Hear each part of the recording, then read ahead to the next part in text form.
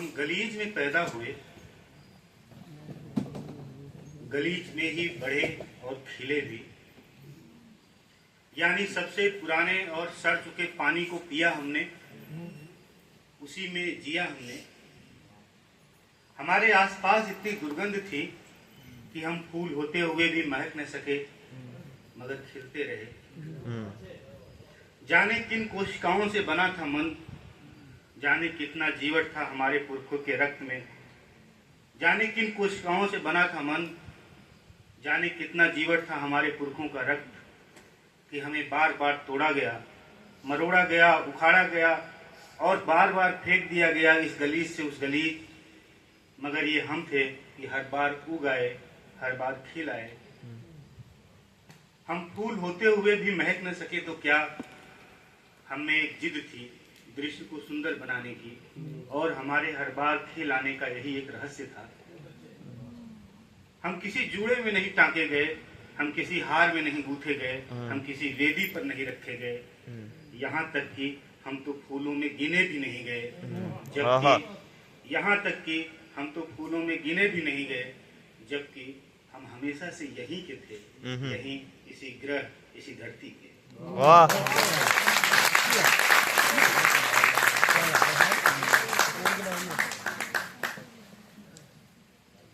खुदाई। मस्जिद के नीचे मंदिर है, मंदिर के नीचे है बुद्ध की करुणा। मस्जिद के नीचे मंदिर है, मंदिर के नीचे है बुद्ध की करुणा। उसके नीचे तुम पाओगे आस्था, सबसे नीचे मिलेगी तुम्हें मनुष्य होने की हार। सबसे नीचे मिलेगी तुम्हें मनुष्य होने की हार। वर्तमान की छाती पर गिरेगा जब पुरातन द्वेष का हथौड़ा, इतिहास की आत्मा कांप कांप जाएगी। वहां मिलेंगी तुम्हें कुछ सड़ी गली अस्थियां, राख, धूल, चाकू, भाले, बर्छियां। वहां तुम्हें एक बुढ़िया मिलेगी, वहां तुम्हें एक बुढ़िया मिलेगी, कटे स्तनों का खून धूप में सुखाती हुई और हम पर थूकती हुई।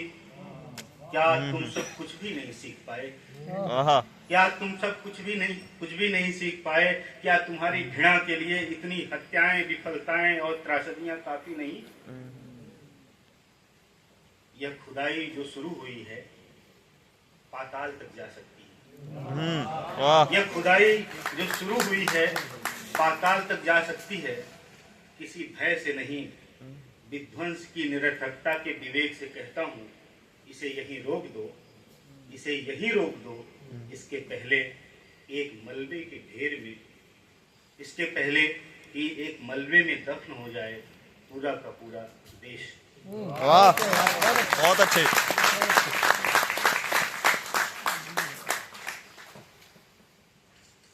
ये कविता फूलन, लगभग फूलन के लिए शीर्षक है।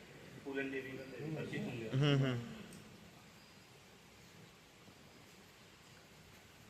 उसकी काया हाड़ और मांस से बनी थी, ऐसा लोग कहते हैं। वह सही सही पत्थर और आग से बनी थी, ऐसा मैं महसूस करता हूँ। उसकी काया हाड़ और मांस से निर्मित थी, ऐसा लोग कहते हैं। वह सही सही पत्थर और आग से बनी थी, ऐसा मैं महसूस करता हूँ। फूलन ने जब धरती को चूमा तब वह फूल जैसी थी, करुणा के दो फूल सी आंखें, महकती हुई एक मुलायम मन वाली बच्ची। तभी तो माई ने नाम रखा फूलन देवी। हाँ तो एक दिन जब वह बड़ी हो गई तो जात और दौलत का धतूरा खाए पिशाचों ने उसकी आत्मा को उसकी हड्डियों से इतना घिसा कि वो पत्थर हो गई। कुत्सित देवताओं का वरदान पाए अमानुषों ने इस पर भी नहीं माना, पत्थर हो गई, फूलन को पत्थर से घिसा। इस तरह तब फूलन आग हो गई। कविता में कहना मुमकिन नहीं कि कैसे उसकी यौन को बैल की तरह जोता गया और स्तनों को चमार की तरह खटाया गया। अब जब अय्याश जुबानों के कद कहे फूलन को हत्यारिन कहते हैं, अब जब अय्याज जुबानों के कहे फूलन को हत्यारी कहते हैं, तब मैं पूछना चाहता हूँ, गुजरात की नदियों में जिसने पानी की जगह खून बहाया वो कहाँ है? मैं भोपाल और अब जब अय्याज जुबानों के कहे फूलन को हत्यारी कहते हैं, तब मैं पूछना चाहता हूँ, गुजरात की नदियों में जिसने पानी की जगह खून बहाया वह कहाँ है?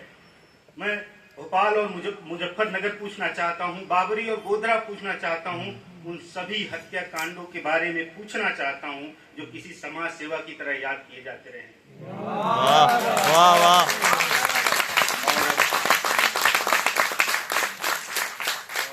और अब तुम्हारे जवाब का इंतजार किए बगैर गर्व से सिंची आवाज और सम्मान से तना मस्तक उठाए मैं कहना चाहता हूँ, हाँ, वह हमारे इतिहास की बहादुर लड़ाका है।